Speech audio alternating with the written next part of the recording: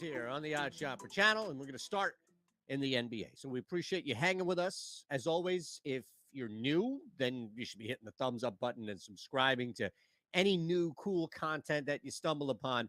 And just look at what we're doing. We have tons of people that stumble upon the Odd Shopper channel, are told about the Odd Shopper channel, find it through the algorithm here on YouTube, and the numbers just keep going up, up, up. So thank you, first and foremost. You, all of you out there are a part of it, right? I got to get a new mic stand because every time I gesticulate, the thing moves around and stuff. All right, let's do it.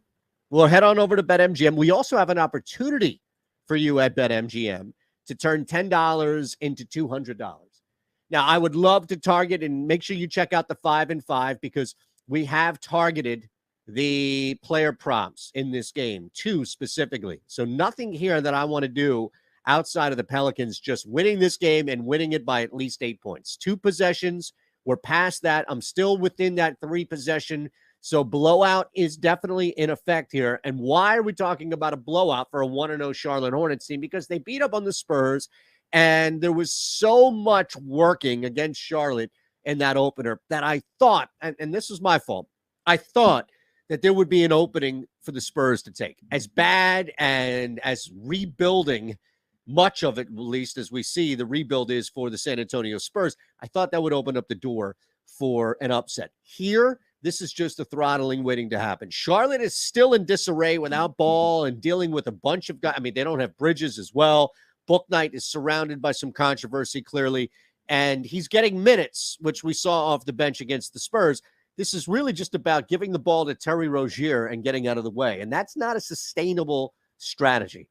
Not against a New Orleans Pelicans team, mind you, who has come in right away, game one, like these kids have been playing together for a while. And now you add a healthy Zion to an already aggressive and definitely volume-heavy guy in C.J. McCollum, who's going to knock down some shots. The Pelicans, they're immediately deeper because everybody who was bumped up last year as a result of filling in for Zion now gets dropped a little bit in the rotation. I love this Pelicans team. Love them. And I think with Brandon Ingram healthy and CJ McCollum, you now have 2 key pieces around Zion and 3 guys who should be dropping 20 a night or a threat to be dropping 20 a night. You do not, Gordon Hayward, I'm sorry, you do not have that in Charlotte. So the very first play here is the Pelicans minus 7.5. All right. Now I'm going to tell you real quick what you can do at BetMGM. Do you want to turn $10 into $200? Do you want to just open up an account, that very book that I'm at right now? Think about this. I'm over at BetMGM for you. So I've just done the hard work for you by pulling it up and showing you all the different games and stuff. This is the easy part. You can click that link below. Head on over to BetMGM. Sign up at BetMGM. All you really need to do is put in $10. That's it. Like, that's your base deposit right there. Because $10 turns into $200 so long as either team, any team, pardon me, in a hockey game scores a goal. So, again, your $10 wager is on any NHL money line play. Okay, let's run through the process again. You're going to click the link below. You're going to sign up at BetMGM. You're going to deposit at least $10. That's it, at least 10. Then you're going to take that 10 and put it on any NHL money line, any NHL money line. As soon as either team scores a goal, that turns into $200. Can't miss. That bet's going to hit. No matter what happens with our parlay, which is going to hit, I have confidence in it. That, the one I just gave you here, can't miss that. You can't. That's the beauty of it. All right, let's head on back because I think if you want to look at one other option here. No, you know what? I don't want to even push that. That's fine. That's fine. Let's keep it moving. Pistons, Knicks, Raptors, Nets. What to do, what to do, what to do. Look, I think Toronto, as we saw in the preseason, it's just a matter of getting guys back in the sense of like Kyle Lowry, right? And playing together, you know, getting that playoff-bound rotation together.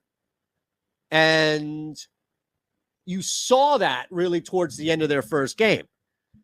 We know, like, nobody is surprising us unless they're hurt. This squad returns so many staples, if you will. Pardon me. Pascal Siakam, right? OG. You've got guys there. the arrival and then now growth of a Scotty Barnes. It all centers around, all right, is Fred VanVleet and Gary Trent, are these guys healthy? And we saw that that was enough for Toronto in their first game, at least. And I think that's going to be the theme early on for the Raptors. They've got shooters out there. They've got somebody in VanVleet who's aggressive and can open something up. OG is a problem.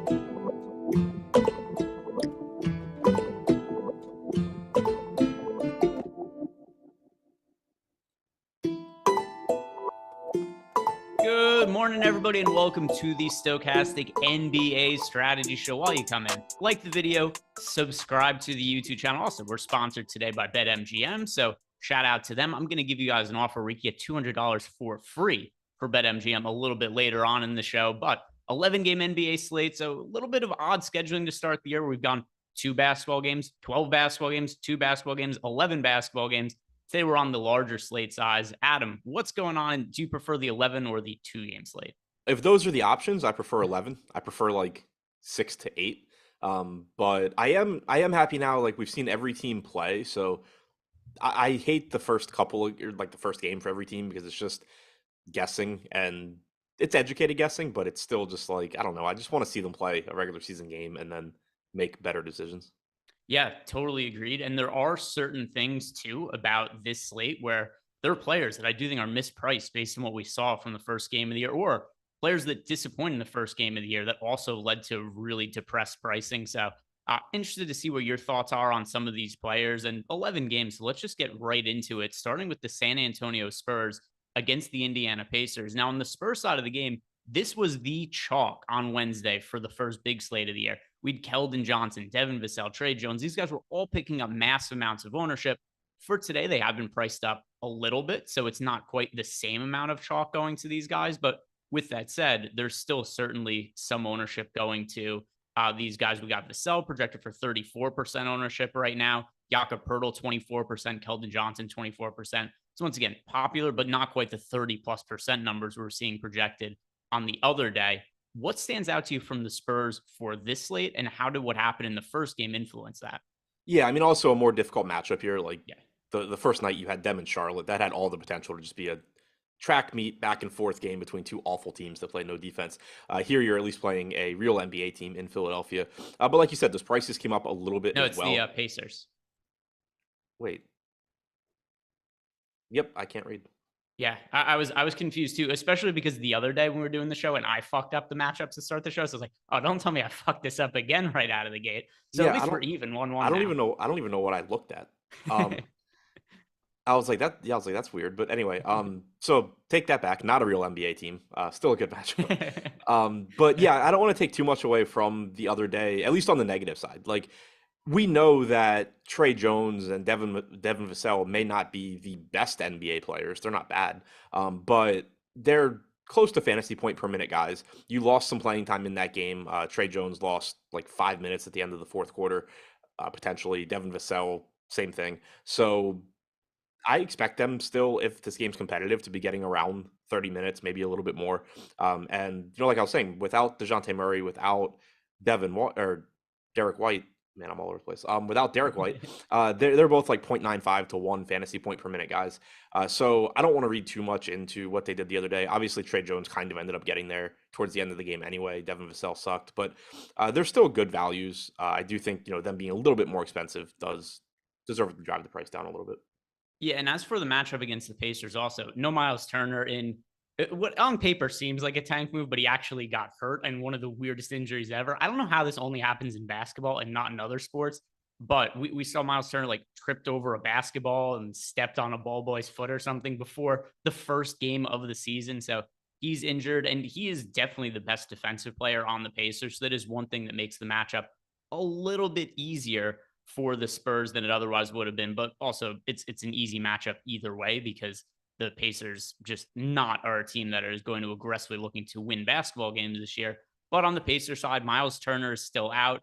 Jalen Smith is questionable. He got hurt towards the tail end of last game. So let's start this. Assuming Jalen Smith is in, how would he look as a value play with Miles Turner out? And then we'll talk about what happens if neither of them play. So yeah, if he's in, I think he looks good because you would expect him, one, like the minutes just become more secure, and then two, there's more rebound. Not that Miles Turner is, the biggest rebounder, but there are more rebounds to go around, especially if they're going with, Terry Taylor in Turner's place like they did last game. He's not exactly a big dude. So it would make Jalen Smith look better.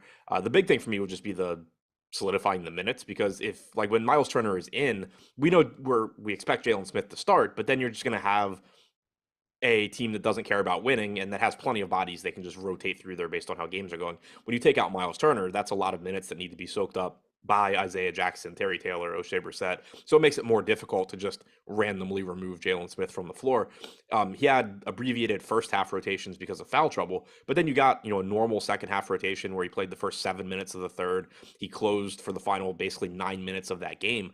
I think if he's able to avoid foul trouble and, if he's good to go, you're probably looking at 30 minutes or so from someone that averages over a fantasy point per minute. Yeah, a couple things that stood out. Number one, like you said, the foul trouble. So we only played 22 minutes, but even in those 22 minutes, 29% usage rate. He took 14 shots. So we finished with 30 fantasy points, even in the limited minutes. If he didn't get into foul trouble, he was going to destroy that slate, I think, against the Washington Wizards. And as long as he's in the lineup, no concerns about the knee, I would expect pretty good things for him tonight. But who do you think would start in his place if he's not able to play? Do we just assume Isaiah Jackson starts and plays as many minutes as possible? My assumption is Isaiah Jackson. Again, it's Indiana, like they can kind of do whatever the hell they want. But we had seen in the preseason that Isaiah Jackson was backing up Miles Turner.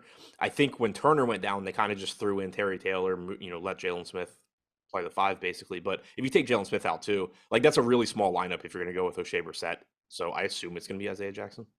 Yeah, I think that's a reasonable assumption. He was also the first guy to check in when Jalen Smith got into foul trouble the other day, which is also a good indication that he's the guy directly behind him.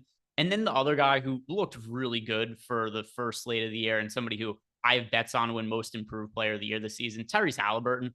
I think he's a stud. I think he's a future all-star. And there's just nobody else to handle the ball on this team, really. Buddy Hield, I guess, is their second best player right now, but he's primarily going to be playing off ball. So Halliburton, the assists are going to be there for him all year. If I'm not mistaken, actually, he had the most potential assists of anybody on the first slate of the year. He only finished with 7, but that was out of 21 potential assists because most of this team is terrible and can't make shots. But something else too, 26 points for Tyrese Halliburton on a 25% usage rate. He's going to be a stud for fantasy this year. He is underpriced on DraftKings and FanDuel. One of my favorite plays on this slate. Yeah, right there with you. He's just really, really good. And I enjoyed, as someone that really hated on the Kings for making that trade, I enjoyed Domantas Sabonis being absolutely awful opening night while Halliburton was great. But yeah, like his price tag came up a bit, went up like 10% or so, but 7,900 I think is still just a little bit inexpensive for him given everything he brings to the table for this team. He's going to get a ton of assist opportunities. He's a good enough scorer as well. There's just multiple ways for him to get there. And then there's going to be nights where he just puts it all together and you get the assists, you get the scoring, you get everything. Those nights will probably be few and far between because the Pacers suck. But the upside is certainly there. He looks really good. Since joining Indiana last year, 1.14 DraftKings points per minute for Halliburton. Yeah, and by the way, in the initial build that I did this morning, I ended up getting to him about double the field. He's projected for 18% ownership. I got him in 37% of my lineups. And then even over on FanDuel, where he is projected to be in the mid 20% ownership range, I still got overweight to that number on FanDuel as well. So Halliburton's going to be a core play for me. One of my favorite plays on the slate. Anybody else, any of the other role players for Indiana stand out to you? Hield's kind of interesting just because he has the potential to get hot. And if he does, he's going to get up plenty of shots. But his price tags also come up to 6,400. Matheran played really, really well in the opener. He's somebody that I find interesting. Like he also played nearly 28 minutes in that game. So it's nice to see the minutes can be there too. On DraftKings though, he's 5,500. So I think that's problematic. On FanDuel the other day, I know he was cheaper. I'm looking now. Do you know off the top of your head how much he is on Indiana? He's 4,300 on FanDuel. So if you want to take some shots on him on FanDuel, I think that's fine. He looked really good in the preseason as a scorer. He looked very good against Washington as a scorer. So I do think that there is some upside for him there. The minutes looked good. I think just difficult at 5,500 on DraftKings to get there. Yeah, in the run I did this morning, which by the way is just how I'm projecting players, like nothing else is being taken into account for. I actually got to Matheran in 15% of those lineups, and that is with him projected for 0.5% ownership. So at least as of now, if this ownership was to change, he'd be one of my favorite contrarian plays. The 0.5% ownership for him, considering his role in the first game, like that is way underowned and he's underpriced. Yeah. And also, I don't know if we specifically mentioned it, but if Terry Taylor starts again, that's still a reasonable value. He's 3,600. He played 24 minutes, didn't get any fourth quarter run against Washington. I think that is certainly a possibility again, where he just starts, plays 24 minutes, but he's cheap enough where there is still some value there. All right, moving on to the next game. It is the New Orleans Pelicans against the Charlotte Hornets, who are missing LaMelo Ball. Now, starting with the New Orleans side of the game, there's nobody that projects out crazy well individually. We've got some of the pricing here. Ingram, McCollum, Zion, all fairly expensive, but I think Zion has potential to be an MVP candidate type player this year, and nobody is rostering him to open up the season. Maybe there's a little bit concern about his playing time. It did look like he was playing slightly shorter rotations in the first half of the game against the Nets. It wouldn't be all that surprising if the Pelicans are hesitant to play him, 36 minutes or anything like that out of the gate. But I think his upside is crazy high. And if he is only going to be 0.3% owned by the time we get to lock, he's a good pay up to be contrarian option. Yeah, I don't have any issue with that. We got the report before the game the other day that he wasn't going to be on a minutes limit, and it was just like, yes, he is. Like it's not going to be 22 minutes or anything, but Zion's not going to go play 36 minutes, and he didn't, and I don't think anybody should have expected him to.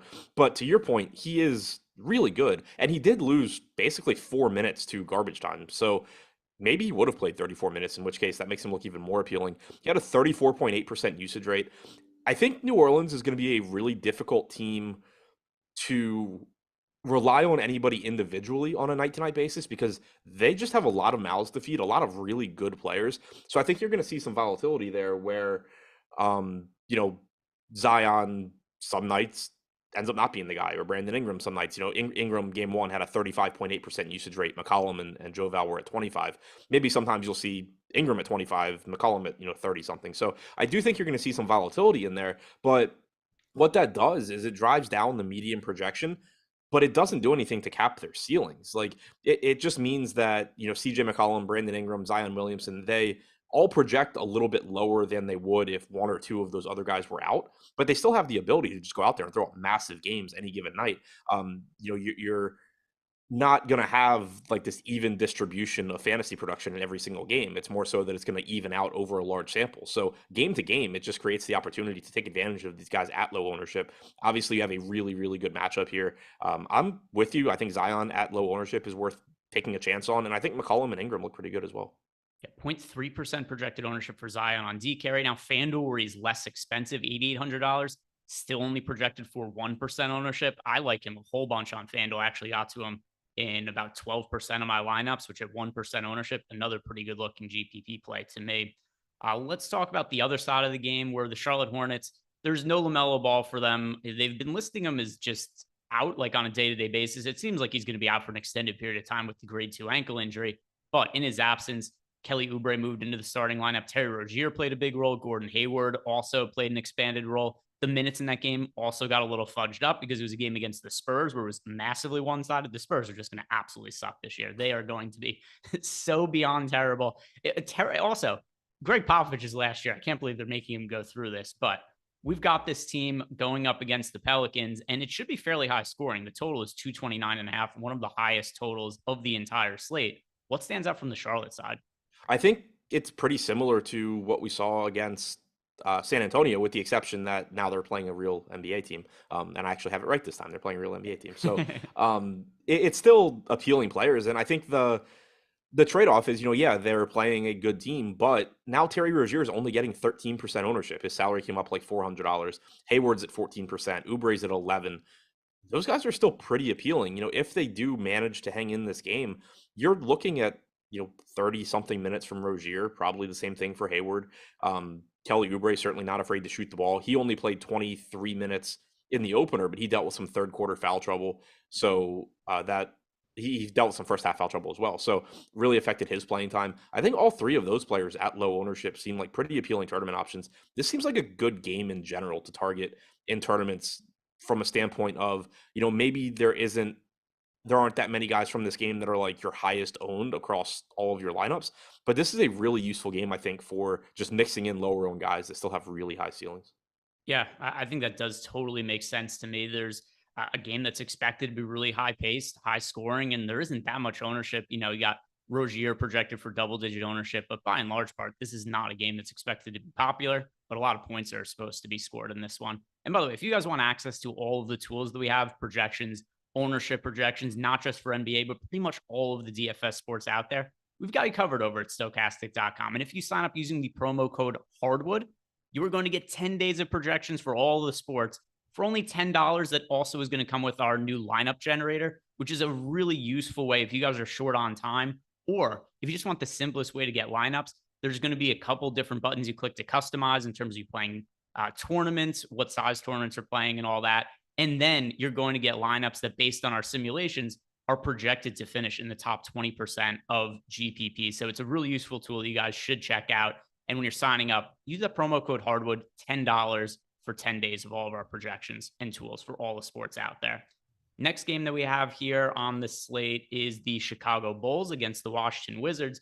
Now, starting with the Chicago Bulls side of the game, Zach LaVine out again. Pretty concerning to me that we're now 2 games into the season where LaVine has been ruled out basically for what they're calling rest, despite having offseason knee surgery. So something doesn't really appear to be right there. They did pull off a somewhat surprising upset win over the Miami Heat in the first game of the year. We saw a really big role for DeMar DeRozan in that spot. So DeRozan, Vooch, each of them picking up double-digit ownership today. Are these good players to go to? I think so. There's just elevated upside when you take Zach LaVine out. And then the main reason that you didn't get much ownership going to them on the opening night slate, well, there were a couple of reasons. One, you had pricing like Bam Adebayo at 6,400, but also you just had a difficult matchup against Miami, so that's going to drive down the projection at least a little bit for guys like DeRozan and Vooch. Now you get the matchup with Washington, which is not as concerning. DeRozan, massive usage without LaVine. Also, can take on an elevated playmaking role without Lonzo out there. Vooch should see an uptick in usage as well. So both of them look very good to me. I think that they deserve the ownership they're getting. You have small forward and power forward eligibility for DeRozan, which is nice. Center only for Vooch, but he's also only $7,500, so that looks good as well. DeRozan played 36 minutes out of the gate. Vooch played 33. So I think they both look very good. Yeah, same. I don't have any issues with either of them. Both guys that I got to, not like crazy different from the field. I think the 11% ownership on Vooch, 17% on DeRozan seems about reasonable to me. As far as the role players go, I didn't really get to them at all. I do think like Dosunmu, he's going to play an expanded role. Caruso is in line for an extended role. Patrick Williams also. But none of these guys were quite good enough value plays to make it into any kind of meaningful amount of lineups that I crunched this morning. Do you like any of the role players for Chicago outside of the stars? I see it the same way, and it's reflected that way in ownership as well. I think that they are reasonable. It's just that they're correctly priced. Caruso at 4,600, Dosunmu at 5,500. They are going to play elevated roles without LaVine. Same for Kobe White at 4,100, but they're pretty much priced where they're supposed to be. And with Kobe White, like he played 24 minutes last game, but you have to keep in mind that this isn't the same Bulls team from a couple of years ago where when Kobe White would get to play, his job was just to go out there and chuck up shots. Like he's still dealing with Vooch and DeRozan now. He had, I think, a 19% usage rate last game. That's pretty much in line with what I would expect. The one thing I would mention from the bench, and I don't think it's particularly actionable on a slate of this size, but if this were a smaller slate, I'd be really interested in Drummond at only 4,500 because there's just so much upside for him if Vooch gets in foul trouble or anything weird happens as far as the rotation goes. Like, if Drummond gets the minutes, he's just going to absolutely destroy this team. And even in his, 15 minutes, he probably does reasonably well for 4,500. But the issue is just with it being an 11-game slate, there's going to be so many guys that look better that I don't think I can actually really get to him. Now let's talk about the other side, the Washington Wizards, who nearly gave me a heart attack in the first game of the year because Miles Turner gets scratched from that game. So I end up betting the Wizards immediately. Those are the situations that I'm always betting for NBA purposes. So I have a bet on the Wizards with a lot of closing line value after Turner gets hurt in that spot. And the Wizards are up by like 15 with a minute left. And all of a sudden, the Pacers start getting threes. The Wizards are throwing inbounds passes away. And the Pacers had a chance to tie the game. Tyrese Halliburton had a 3-point attempt that would have tied the game. Luckily, he missed it, and the crisis was avoided. But all that aside, the one thing that I do have to take away from, at least to some extent in that game, Kristaps Porzingis apparently hurt his ankle prior to the game. He's not on the injury report today, didn't end up being an issue, but played 32 minutes. I do wonder if he might have played a couple more minutes had it not been for him rolling his ankle in the pregame warmups. Is there anything that really stands out to you about Washington? Because individually, I actually really do like a lot of these players, but I find the pricing to be pretty fair. Yeah, that's the issue I have as well. Kind of nothing from game one really changed my opinion that I had going into game one, where I actually think Washington has a lot of players that are good fantasy players. It's just that they're all playing together right now. And until you get injuries or a decrease in pricing, it's probably going to be tough to really want to get there. For example, Bradley Beal, you did actually get a decrease in pricing. He dropped like $1,000 on DraftKings from last game.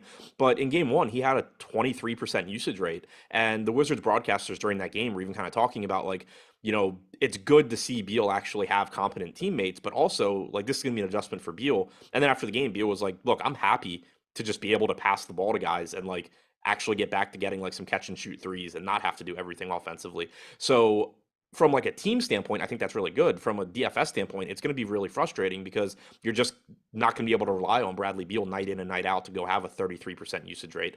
I do think Porzingis at 7,800 is somewhat interesting. We know he's a really good point per minute guy. He averaged 1.5 DraftKings points per minute with Washington last year. That was without Beal, but still had a 24.5% usage rate last game. He's going to have plenty of rebounding opportunities here.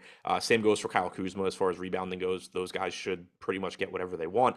You obviously get some block upside with Porzingis as well. So in tournaments, somebody like Porzingis, I think, is probably my favorite guy from Washington.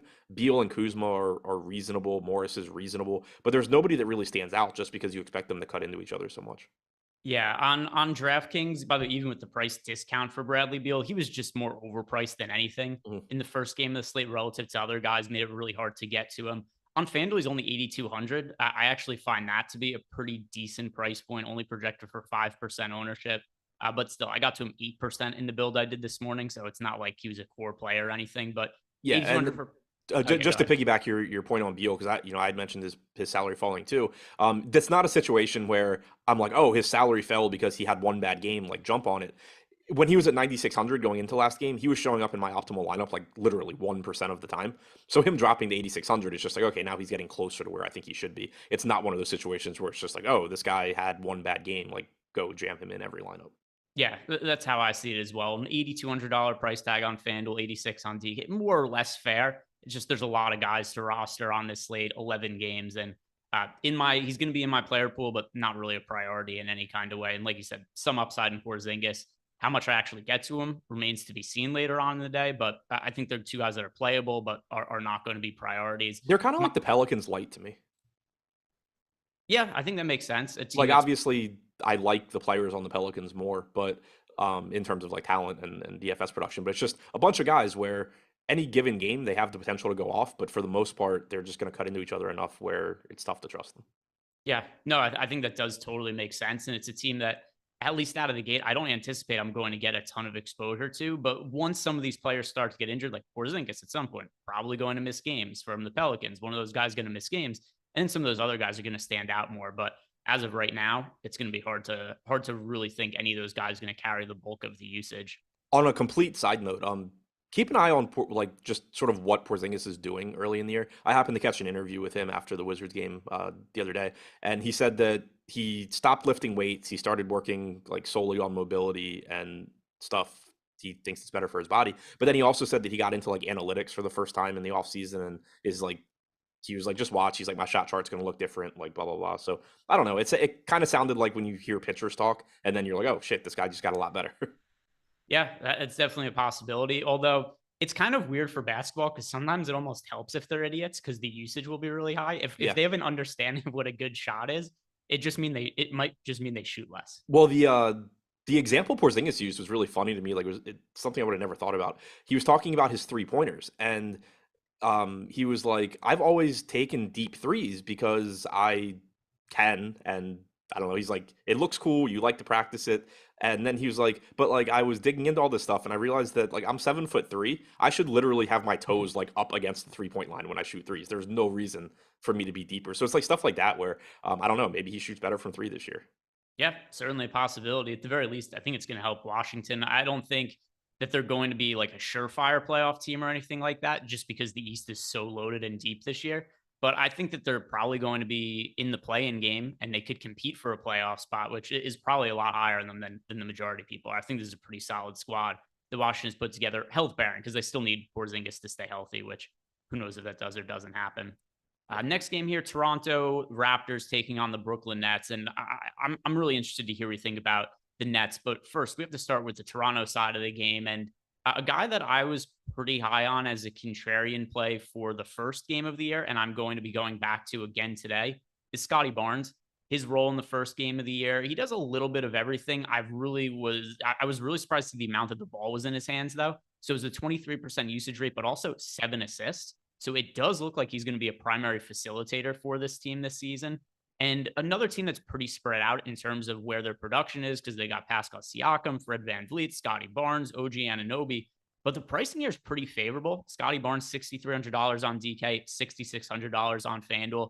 It stands to reason a player who won Rookie of the Year and was really well regarded going into the draft is going to be better in his sophomore year than his rookie year. I think this is a breakout year for Scotty Barnes, even more so than last year. And I'm going to continue to be overweight on him to open up the season. Yeah, I think that makes a lot of sense. We had talked about him the other day, and it's still like he's point guard, small forward on DraftKings too, which is really nice. It allows you to fit him into a bunch of different roster spots. The usage is nice. He's gonna have the ball in his hands. Everything looks good there. OG Anunoby, I'd mentioned him the other day. He came through with a big game as well. I prefer Barnes, but also I think Anunoby at low ownership is a reasonable option as well. Should play a ton of minutes, and that's the nice thing about Toronto in general is Nick Nurse hates these dudes, and they're gonna play a lot. Yeah, I don't know if he's going to change that this year because he totally wore his team down by the end of the year. If Fred VanVleet wasn't able to play multiple games a week, basically at the end of last year, because he was playing 40 minutes per game for the first 3/4 of the season. But at least for now, it looks like it's going to at least stay fairly high minutes to open up the year. So with that being the case, I like getting behind these guys. And I'm going to be projecting at least the start of the year, guys like Gary Trent, OG Anunoby, Scotty Barnes, Fred VanVleet, Siakam. These guys look like they're going to be getting 36 plus minutes or so, each of them every night. And that's minutes that we can't really rely on from other teams with regularity. So that's just going to make some of these guys look a little bit better than other players just because they're getting 2 to 3 more minutes. Yeah, exactly. Yeah, it's like there's plenty of good players that are going to end up playing those 36, 37 minutes, but it's that you can completely trust the Toronto guys to do it, barring foul trouble or injury. Yeah, and something that doesn't look like we said, Nick Nurse, kind of what he does. Don't think that's going to change. So I think there's merit to Anunoby, Barnes, VanVleet, Siakam. Siakam is fairly popular, though, in the build I did this morning, both DraftKings and FanDuel. I came in a little bit underweight to the field. The priority for me was Scotty Barnes. I was about double the field on him. Anybody else from Toronto that really stands out to you? So I was just going to point out, too, it's interesting. So Barnes led the team with 9 potential assists, and he also played like 5 to 6 fewer minutes than VanVleet and Anunoby. So per minute, it's even higher. But VanVleet had 8, and so did OG Anunoby. So kind of interesting that like Anunoby was involved there as well. But again, to your point, fewer minutes played for Scotty Barnes and still led the team in potential assists. You mentioned Siakam. I think he's fine. Like he looks good. His price tag came up a little bit. Gary Trent, always capable of getting hot. But for me, I think the priorities are Barnes, Anunoby, and then I think Trent's last for me out of the 5 starters. Not even because I dislike him, just because at that price point, I'm going to get to Barnes and Anunoby first. All right, let's talk about the Nets side of the game. I'm just going to say this. Ben Simmons is one of my favorite tournament plays on the slate. I'm sure he's going to end up wrecking me, but he is so cheap on DraftKings and FanDuel, and he is so much more talented than the public wants to believe he is. He's $6,500 and projected for 5% ownership over on FanDuel. On DraftKings at $6,500, he's projected for 3% ownership. It's hard to know how he fits into a roster with Kevin Durant and Kyrie Irving. It stands to reason that there isn't a ton of usage to go to Ben Simmons, but I think the assists are going to be there for him. The defensive stats are going to be there for him. Rebounds are also going to be there for him. I think the ultimate closing lineup for the Nets is going to have Ben Simmons playing center. I think that's what they ultimately want to do with him this year.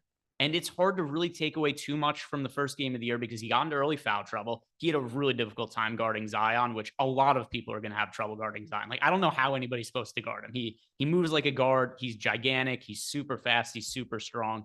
Ben Simmons just got in foul trouble really quickly. And the game was a blowout, so he lost minutes on the tail end. I can't say with confidence that Ben Simmons is going to be an all-star this year or that he's not going to be an all-star. I just know what his potential upside is, and he's not priced anywhere near it, and nobody's playing him. The thing that really stands out to me from that first game, like you said, he only played 23 minutes because of foul trouble or whatever. He had 12 potential assists. If you take that across 36 minutes, you're talking 18 and a half potential assists per 36 for Ben Simmons. The next closest guy on the team was Edmund Sumner at 7 and Kevin Durant at 7. Kyrie had 5 and played 10 minutes more than Simmons. Obviously, it's only one game, but we know the skill set that Simmons has. And so it makes me really optimistic from a fantasy standpoint to see that that's how it went, because obviously you could see it go where, yeah, Ben Simmons is a capable playmaker, but you also have Kyrie Irving and they can just tell Ben Simmons to just focus on defense basically. Or they can, let him have the ball in his hands. And at least in game one, he had the ball in his hands a lot. He was in a lot of opportunities to rack up assists. So you add that to, the rebounding, you're going to get, the defensive stats, you're going to get, whatever scoring he does. Yeah, I agree with you that the upside's really high. And it's, like you said, it certainly can burn you. But a month from now, there's a really good chance that you're just looking back and saying, like, man, I can't believe Ben Simmons used to be $6,500 and nobody was playing him. And I know the narrative too, because immediately I bring up Ben Simmons in chat. The first comments from Izzy and Daddy here. Ben Simmons is garbage. FK coolers. Have we addressed that Ben Simmons also sucks at his job? All right. So the last 3 years that Ben Simmons played, last year he didn't play any games. He was an all-star all of those years, and he made an all-NBA team. Like, he is not nearly as bad as people make him out to be. Like, people think he's incapable of playing basketball. He's literally been an all-star each of the last 3 years that he's been healthy and played, which is a top 25 player in the league, top 26 player. He's better than people think. He doesn't suck. Yeah, and never has from a fantasy standpoint either. So like I agree with you completely from a real life standpoint too, but even regardless, there's a lot of guys that actually do suck in real life that I am very happy to play. Yeah, so Ben Simmons, and once again, no data, no stats from last year, but the year before, where he was playing still with Joel Embiid. So it was still a situation where he was playing with another high usage guy. It's not the same as Kyrie Irving and Kevin Durant, but he was pretty regularly priced in like the mid 8K to low 9K range that year. I don't know that's what he's going to get up to this year, but he's really never been $6,500. And it's just an incorrect price tag for me. And nobody's going to want to play him because everybody hates him. So I'm going to play Ben Simmons today. Right. Like, not to say it's because it's not the same team or anything like that, but 207 total career games with Joel Embiid, 1.21 DraftKings points per minute. Like, the reason I mention it is just, he would have to fall so far off in terms of fantasy production to not be a good play at 6,500, as long as you assume he's playing normal starters minutes if he avoids foul trouble. Yeah, to me, the one thing that people could reasonably point to, because he's been good in the past, is just he's had injuries. He missed all of last year with he needed to have back surgery in the offseason. If that's something that hampers him this year and he's just not the same athlete anymore, that's a possibility. But it kind of seems like he's priced as if that's the case, where he's super cheap, nobody's playing him. So I'm going to be taking an overweight stance on Ben Simmons. If it beats me, so be it. Yeah. As far as his minutes go in game one, he played 14 minutes in the first half, missed the final 2 minutes and 24 seconds. So call it, if he avoided foul trouble, call it 16 minutes in the first half. Was on pace to play 32, which if you tell me he's going to play 30 or 32, I'm really interested. Yeah, and then let's talk about the pay-up guys who people, rightfully so, also do like a whole bunch, and Kevin Durant and Kyrie Irving. There's upside individually in both of them, but I find it hard to prioritize either Durant or Irving on this slate. FanDuel, they're a little bit less expensive. Kyrie, 8,600, Durant, 10,000. So those price tags, a little more palatable for me. But on DraftKings, I didn't really get to these guys a whole bunch with Kyrie at 9,300, Durant at 10,400. Do either of them stand out to you? No, it's just really tough. I mean, they're obviously really talented, but the pricing is where it should be, if not a little bit too expensive. They cut into each other's production. Yeah, like, you're never mad if you get Kyrie or Durant in a lineup, but I doubt that I get too much of it. All right. The next game we have here, the Boston Celtics against the Miami Heat. And for the Celtics, no Robert Williams. He is going to be out for a little bit here. Looks like he's going to miss about half the season. And that led to Al Horford being a massive piece of chalk in the first game of the season. And he got into immediate foul trouble against Joel Embiid. Not only did Joel Embiid get Al Horford into foul trouble, Noah Vonleh came in. He got into foul trouble. Grant Williams came in. He got into foul trouble. So Embiid And somehow really, Embiid still sucked from a fantasy yeah, standpoint. and he sucked last night from a fantasy standpoint He as more well. than sucked last night.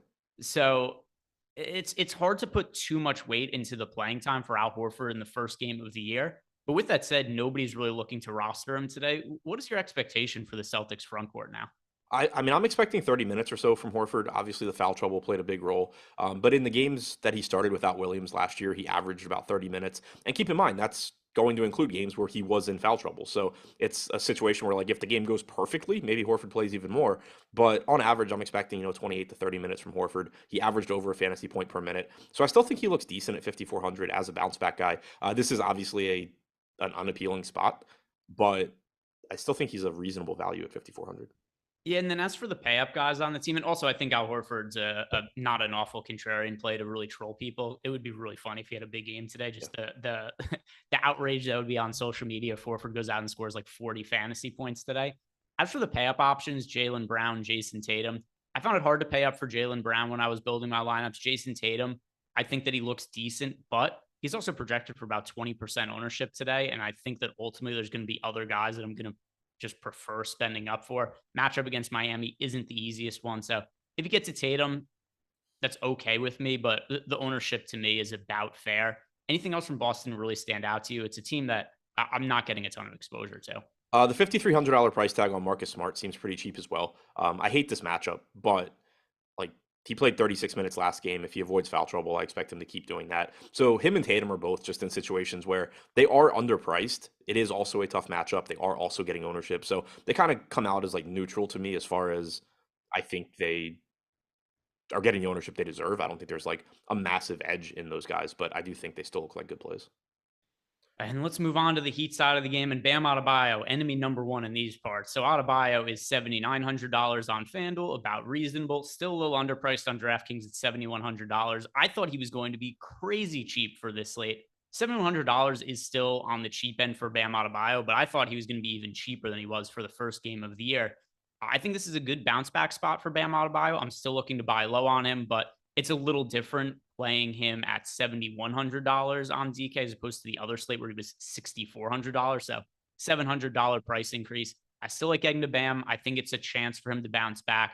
One thing I will add about the first game of the year, and I was kind of making jokes online about how he got broken in the playoffs last year because his playoff numbers were really weird in terms of that. And you replied to me on Twitter about this. He just wasn't shooting in the playoffs. Like he wasn't even giving himself opportunities to score points.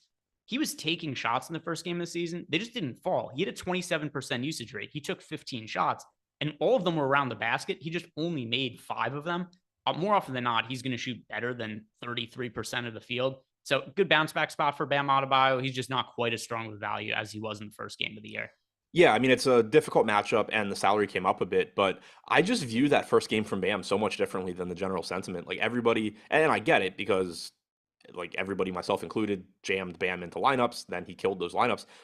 I was pretty happy with the way that game went, though. Like he played a bunch of minutes. He had like a 25% usage rate. One thing that does stand out as being a negative, he only had 4 potential assists. He's somebody that ideally you're getting some assists from him in addition to the rebounding and the scoring. But if you tell me Bam is going to play 34 minutes, have like a 25% usage rate, he's not a $7,100 player. This is somebody that averaged 1.25 DraftKings points per minute in the games that he played with Jimmy Butler last year.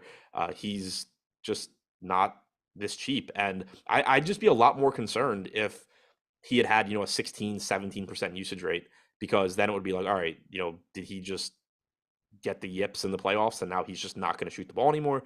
But he had said in the offseason that he needs to have a higher usage rate this year. Like they need him to be a scorer. He came out and tried in game 1 and just didn't shoot well, but it's not like he's, like you said too, it's not like he's shooting. Like he's around the basket. It's just bad luck basically that he didn't score more in game 1. So I'm still very interested in Bam. I do love that he had a very high usage rate in that game.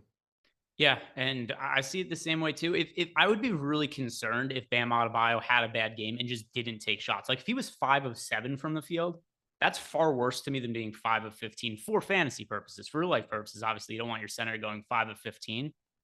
But to your point, if he's going to take that many shots, he's just going to make more than half of them more often than not. So some positive regression going the way of Ben Simmons. I mean, for Bam Adebayo, I'm going to be overweight to him at his current number, but I don't know that he'll be like my most rostered player like he was the other day, just because the price has come up a little bit. Yeah, no, same boat for me. And obviously, like, there's a lot of opportunity cost to the position as well. So, um, yeah, I doubt that he was my second highest owned guy the other day. I doubt he's that high, but I'm still very optimistic about him. All right, let's move on to the next game, which is the Orlando Magic against the Atlanta Hawks. From the Orlando side of the game, I think we just need a little bit more information here. Cole Anthony's questionable to play. He got sick before the Magic's first game. He got ruled out. Was it 2 or 3 minutes before lock? So we saw a really big game for Banchero in his first ever NBA game. And to an extent, I mean, he's the first overall pick in the draft. I understand why people would be high on him and that he has potential to have a lot of upside. But he's also, to me, about appropriately priced. And if Cole Anthony plays, there's just going to be less usage to go to Banchero. If Cole Anthony's out, then yeah, it changes the situation. Banchero stands to gain more usage. Jalen Suggs, he played a pretty big role in the first game of the year. But what is your take on this situation if the first assuming that Cole Anthony plays? So I think the Anthony thing's interesting because it doesn't have to take usage away from Banchero. Jalen Suggs had like a 28% usage rate in that game. So it's not like Suggs just came in and didn't get any usage. I think you're probably just going to see ups and downs from Banchero because, one, it's not a very good team. Two, you have Jalen Suggs that's going to have games where he takes a bunch of shots. You're going to have Cole Anthony looking to get his. So I think you're going to see that usage kind of fluctuate, but it's certainly a good sign that, he had a 31.5% usage rate in that game. The offense ran through him.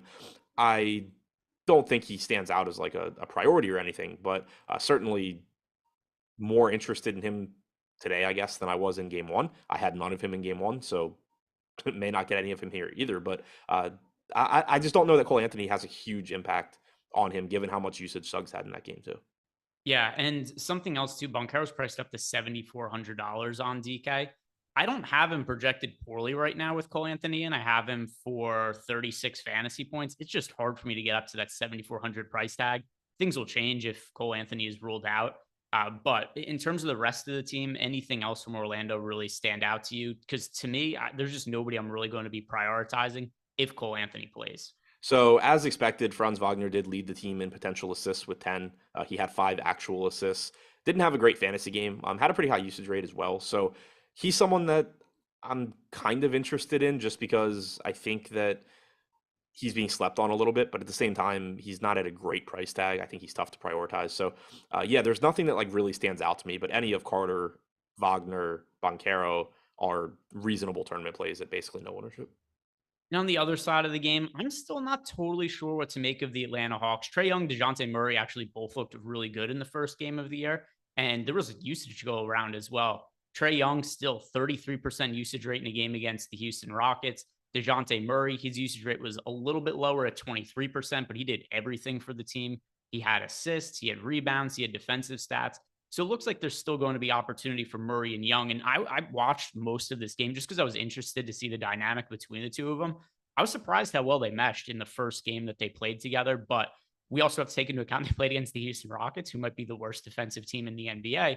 But at the same time, too, the Magic are another really shitty defensive team. So I think there's opportunity for both Trae Young and DeJounte Murray, but at least at their current price points, I'm not really getting to them a whole bunch.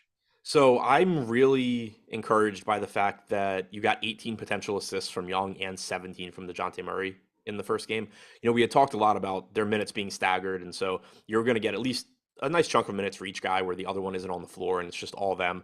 But it was really nice to see that, they both played like 38 minutes. So you're not talking about a huge they played a lot of minutes alongside each other. And so it's nice to see that like you didn't have one of them really just drop off and lose all of their peripherals. So that does make me feel good. And I think the pricing is still like it's reasonable. 9,700 on Young, 9,600 on Murray. You get a very high ceiling from both guys, but there's also just going to be better values and also guys that project a little bit higher. So that's why you're getting like 3 and 4% ownership on them. They look like good tournament plays. They don't look like guys that I'll be building around just because it's going to be tough to, consistently get to them in lineups. Yeah, one thing I will add though is so that was for DraftKings. For FanDuel purposes, I don't understand Trae Young's price point. For some reason, FanDuel lowered Trae Young's salary to $8,700. At $8,700, I really do like Trae Young on FanDuel. I legitimately have no clue how that ends up being his price over on FanDuel. His salary went down from $9,100 to 87. 87, that's a totally different situation. So Trae Young over on FanDuel, strong play to me. DK, Murray, Young, just neither of them are priorities. Young is going to be an actual priority on FanDuel. Yeah, I agree with that. And then also from a DraftKings standpoint, 6,200 for John Collins is still really cheap. Played 33 to 34 minutes in the first game, has power forward and center eligibility. He's the highest owned guy from this team on DraftKings and probably should be. Yeah, and same over on FanDuel as well. He was somebody who I got to in a chunk of lineups. He is $6,100 there with power forward and center eligibility. So both DK and FanDuel. John Collins, I think, looks like a pretty good play in a good matchup against the Orlando Magic. Next game is the Detroit Pistons against the New York Knicks. From the Pistons side of the game, Cade Cunningham got into really early foul trouble in the opening game of the year. So it's something that when we look at Cade Cunningham, I think we have to take that in consideration with his stats, which, by the way, were still not terrible in the first game of the year, but his playing time had a lot more ceiling to it. He played 35 minutes.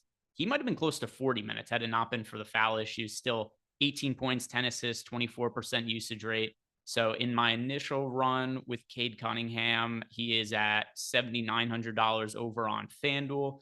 DraftKings, he is priced at $7,500. I got to him around 20% on both sites. He's somebody that, once again, I think looks pretty solid.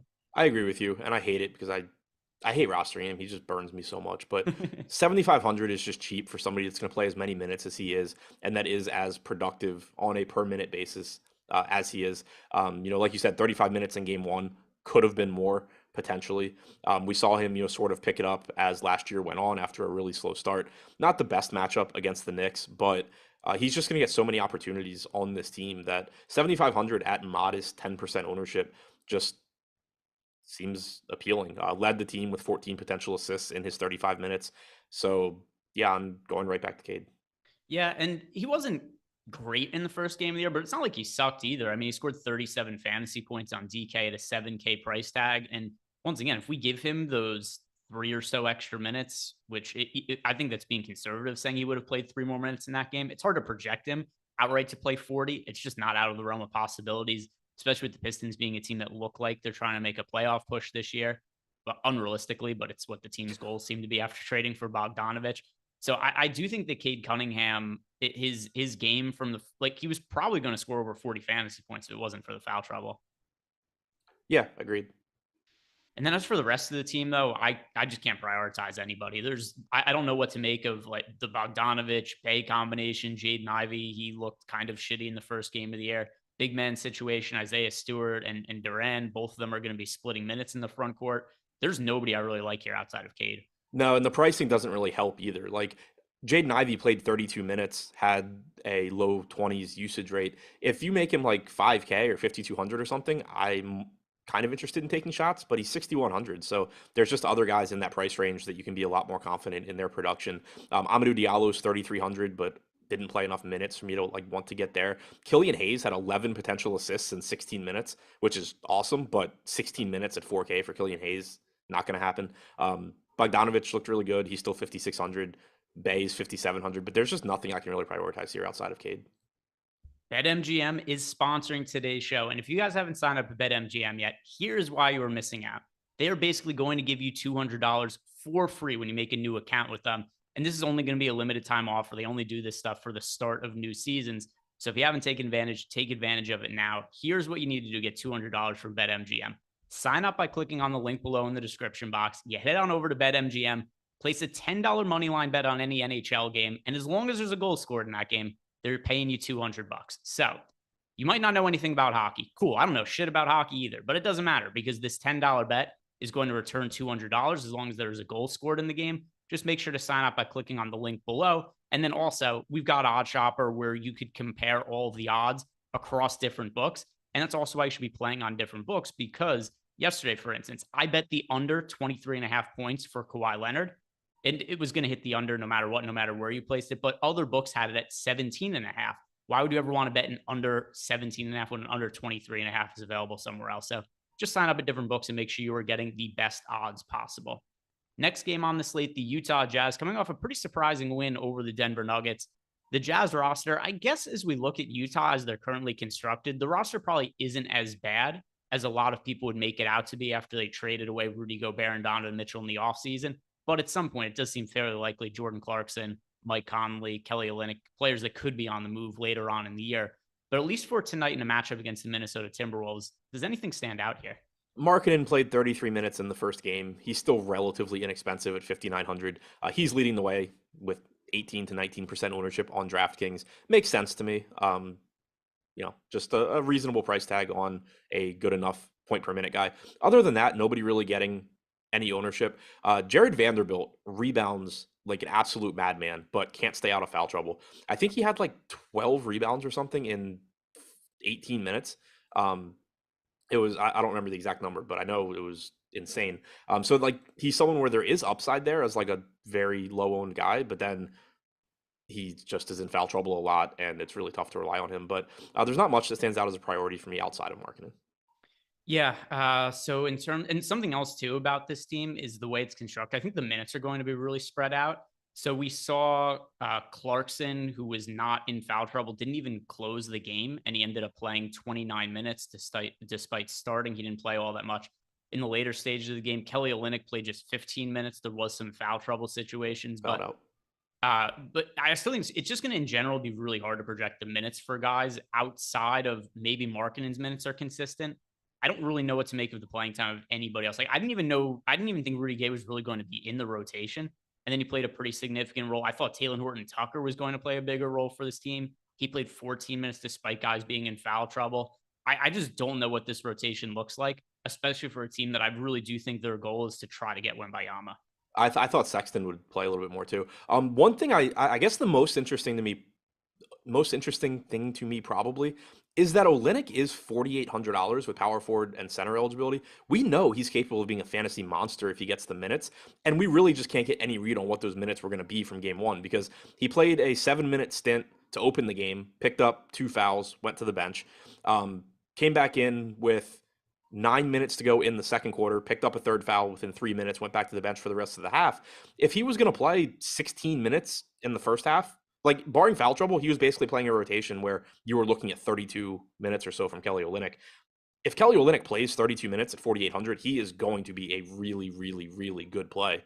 The issue is like, one, there's going to be games where he's in foul trouble. There's no guarantee that doesn't happen tonight.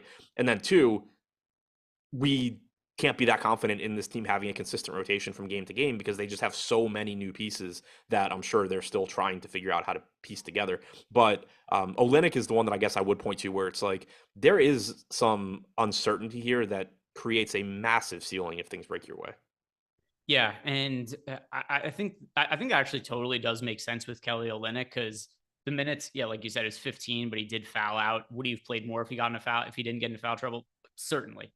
And I do think that's probably a hidden upside there that I should probably project him for more minutes and look at him as a potential GPP play, especially only 1% ownership. I think that's reasonable. The rest of the players on the team, it's just going to be hard for me to really nail down those minutes. And then even for Markkanen, despite looking good in that first game, he's projected for nearly 20% ownership today.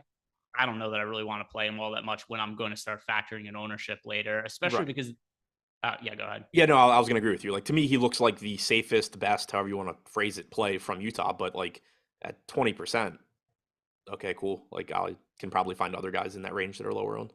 Yeah, and then something else to consider, too, is the Minnesota defense should be considerably better this year than it was last year because they added Rudy Gobert, one of the best defensive players in the NBA. Now, in terms of offense, I think it remains to be seen how him and Karl-Anthony Towns are going to mesh together. But also, kind of similar with the DeJounte Murray, Trae Young thing, the fit was as good as I think it could have looked for the first game of the year. Now, kind of also similar with the Trae Young, DeJounte Murray thing, they drew the Houston Rockets, and we saw the Utah Jazz get the Oklahoma City Thunder in their first game. But Karl-Anthony Towns was handling the ball. He threw a couple alley-oops to Rudy Gobert. So the chemistry did look like it was there. Here's the issue, though. pretty expensive across the board. And it's reasonable to think that just all the pieces in here, with Rudy Gobert now being in the mix, Kyle Anderson coming off the bench, I just don't know how much usage there's going to be for guys like Karl Anthony Towns, Anthony Edwards, D'Angelo Russell. So it's going to be hard for me to prioritize these guys really on any slates unless the pricing changes. Yeah, that's pretty much where I'm at too. Also, one thing that is a net just that I wanted to go back and see. I had mentioned in the games that Russell played last year with Towns and Edwards and without Beverly, he had a massive bump in his assist percentage. Didn't happen last game. He had fewer potential assists than Edwards and Towns. Obviously, that's one game, but it does concern me a bit for Russell just because we know Edwards is a young player that certainly could just take on an expanding role going forward. Seeing Edwards with 15 potential assists in only 32 minutes is really good for Anthony Edwards, but potentially really bad for D'Angelo Russell, and just sort of muddies the water even more on those guys. Yeah, it's a team that I hardly got any exposure to. And not because I don't like the players. I really like the players. It's just everybody's kind of expensive across the board, and it's going to be hard for me to get to them for that reason, especially on some of these earlier slates where there are some players that are a little bit underpriced or undervalued. They're another kind of like Pelicans type team for me where I don't expect any one guy from this team to be a priority, but I could see just, using them in your lineups where like you have 5-6 chalky guys and it's like, all right, I need a player that has a high ceiling and isn't going to get much ownership. Anthony Edwards, you work here. Yeah. And that's pretty much the same way I'm seeing them as well. A lot of teams are like that. There's a lot of talent in the NBA right now, and there's a lot of really deep teams with multiple star players. And that's certainly something that's going to make it a little hard to parse some of the usage in the early stages of some of these new look teams. Now, the next team here, we have the Memphis Grizzlies. We skipped the Knicks. Oh, what's that? We skipped the Knicks.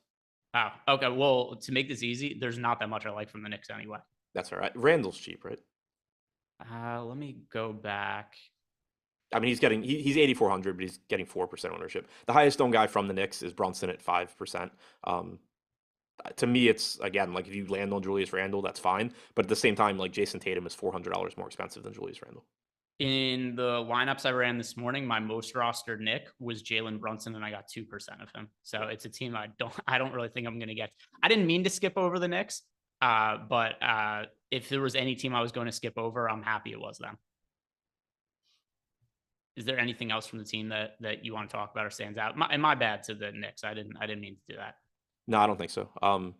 And Murray Sun said no McDaniels talk. Wow, if we start talking about all the McDaniels of the world, this show will not end before lineups lock.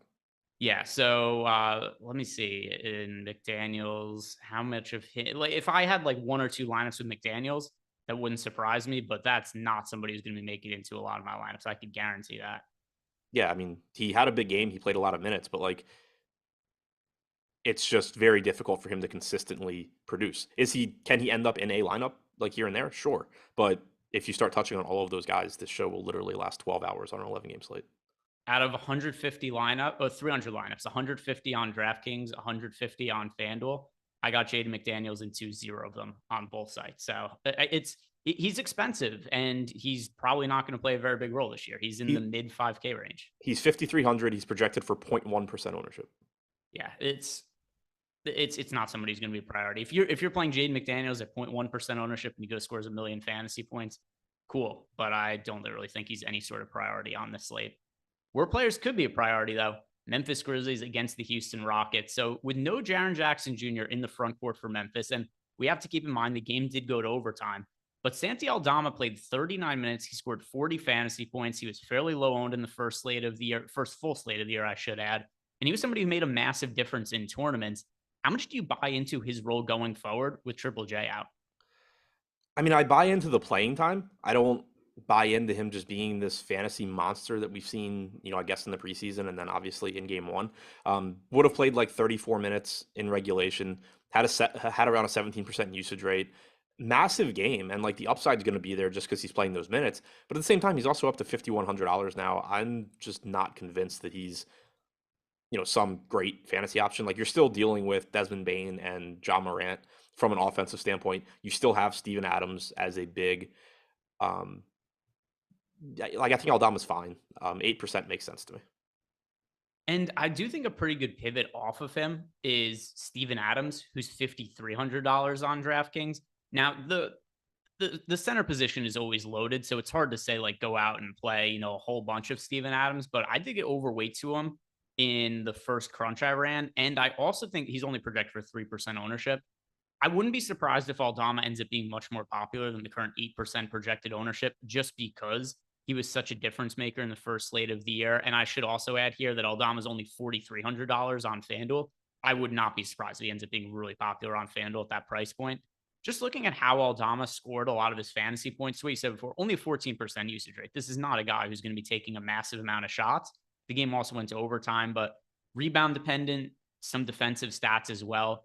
If Steven Adams is somebody who pulls down 12, 15 rebounds or something like that, I think that cuts into Aldama's production in a pretty significant way. So I think Adams, if Aldama ends up being popular, is a pretty decent leverage option. I agree with that. Aldama was second on the team with 18 rebound chances. Adams was first with 23. Then Tillman with 16. Conchar with 15.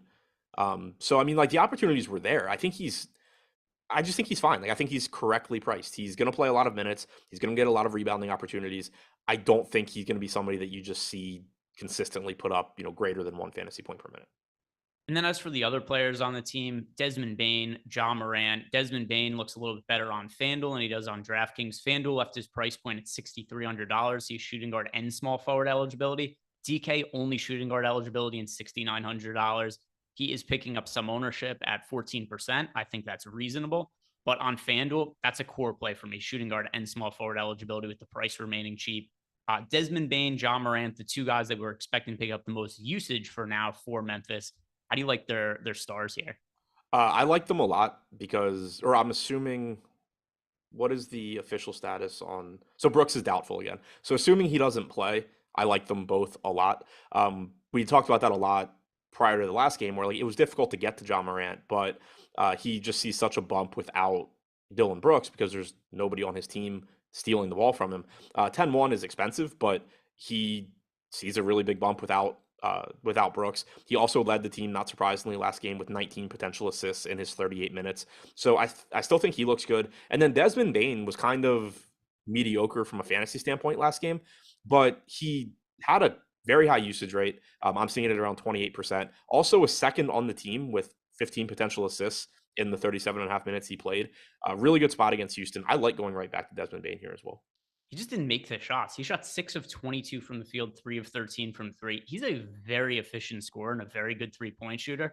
I don't know why his shooting numbers turned into a Dillon Brooks game when Dillon Brooks was out, but Desmond Bain, as long as Dillon Brooks isn't in the picture, there's opportunity for more usage there. He's going to make a high percentage of those shots going forward. So Desmond Bain, he's way underpriced on FanDuel with multi-position eligibility. And One other thing, just because I finally got the numbers to load.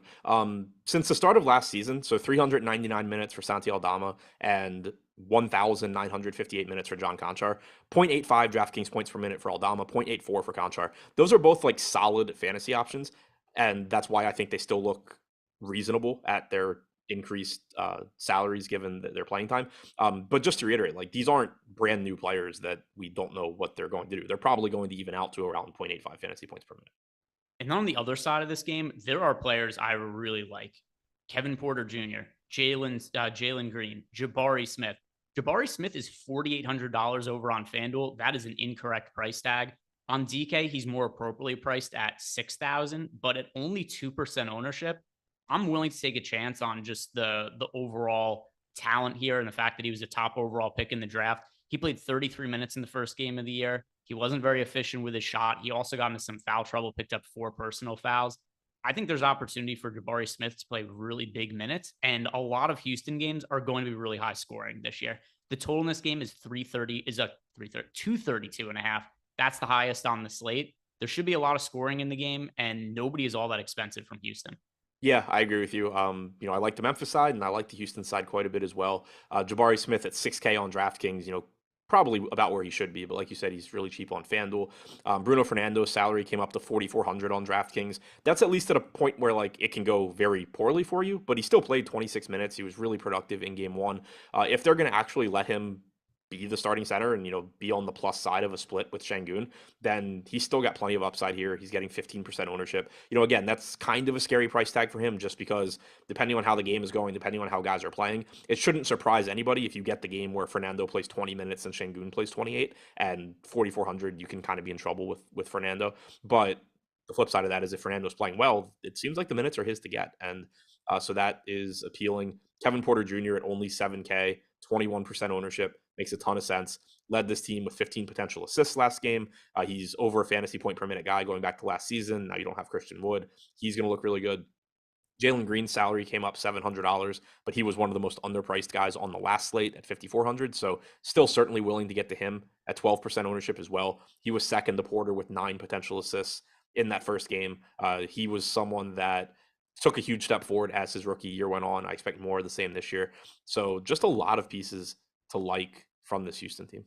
Yeah, and one more note on Green, and then we'll move on because we only have a few minutes left here. And then other shows coming up. We've got the NFL on the Contrary show, the NHA football show. We've got NBA Deeper Dive, NBA Live before lock later today. So like the video and subscribe to the YouTube channel. But one more thought on Jalen Green. He had a 29.4% usage rate in the first game. He was taking crazy shot attempts where it's like, hey, look, Jalen Green has an open layup, but he's going to try to dunk from the free throw line. Like if he just dials that back a little bit, he's going to find it easier to be more efficient. But the shot attempts were certainly there for him.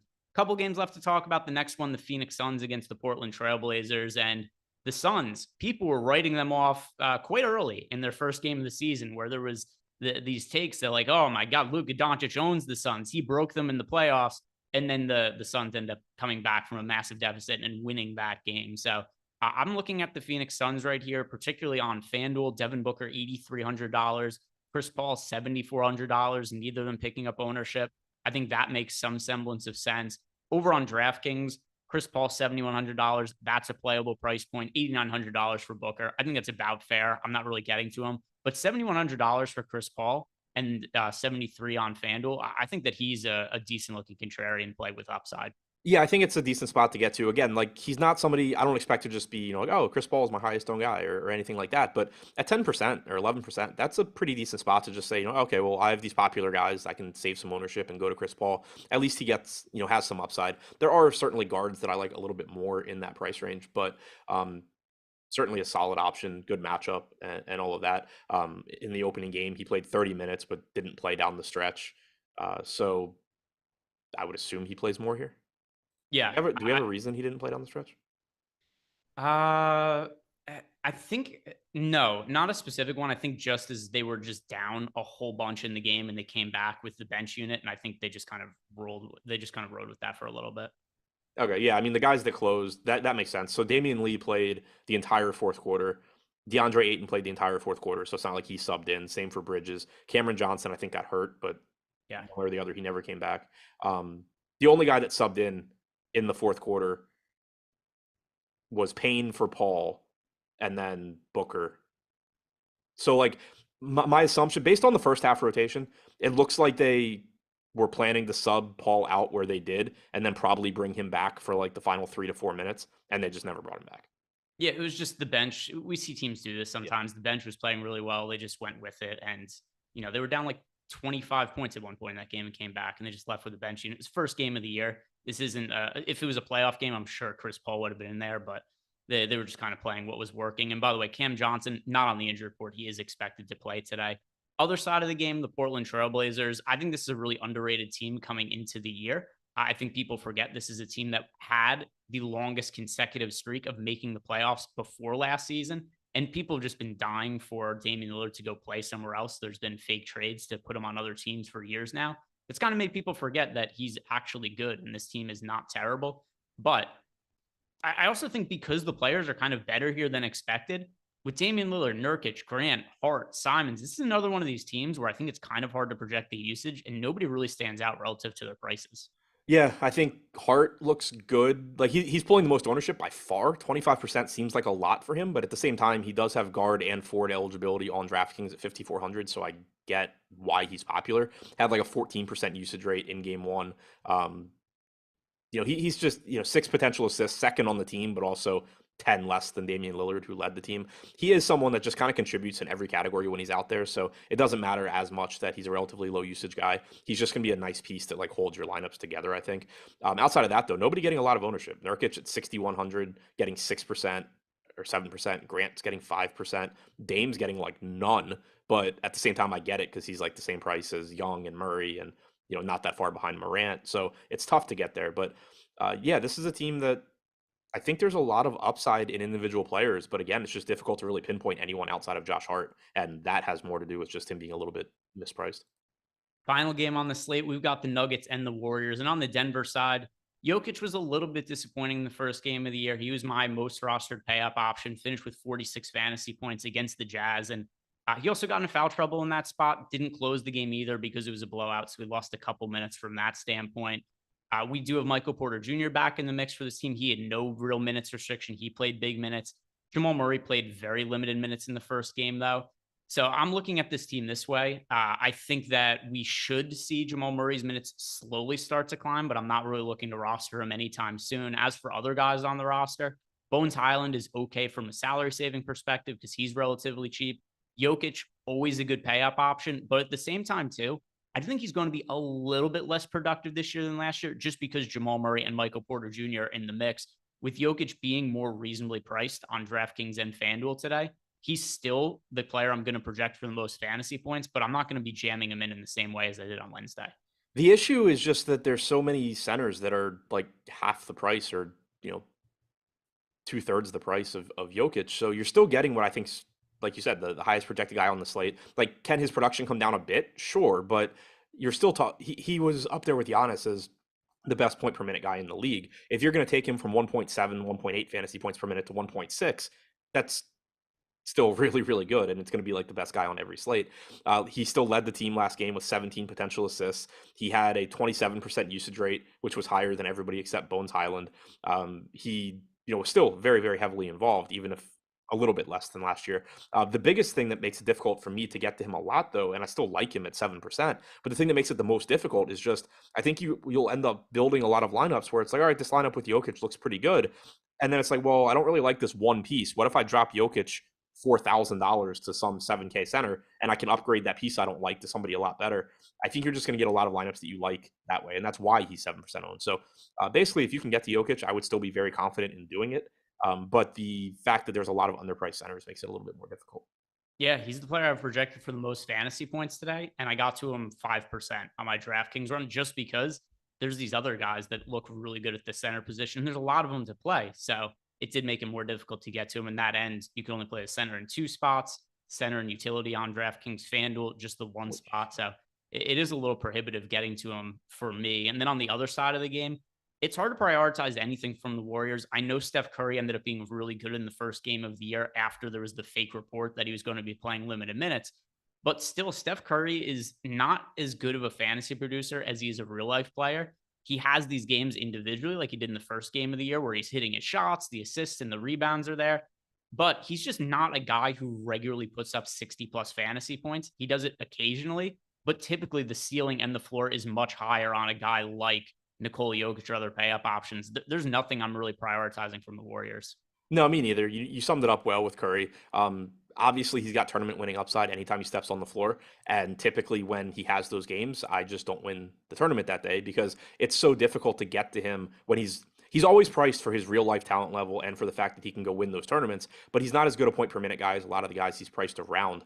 Similarly, Jordan Poole looks okay. Draymond looks okay. None of these guys really stand out from Golden State. I did want to mention not related to Golden State things at all. One, Gordon was tied with Jokic in game 1 for most rebound chances with 14. Just kind of interesting. Like if you need a mid-range guy to plug in, Aaron Gordon, maybe. But what actually really stood out to me, and I hadn't realized it, Bruno Fernando had the second most rebound chances total behind Ivica Zubac through everybody's, through as of today.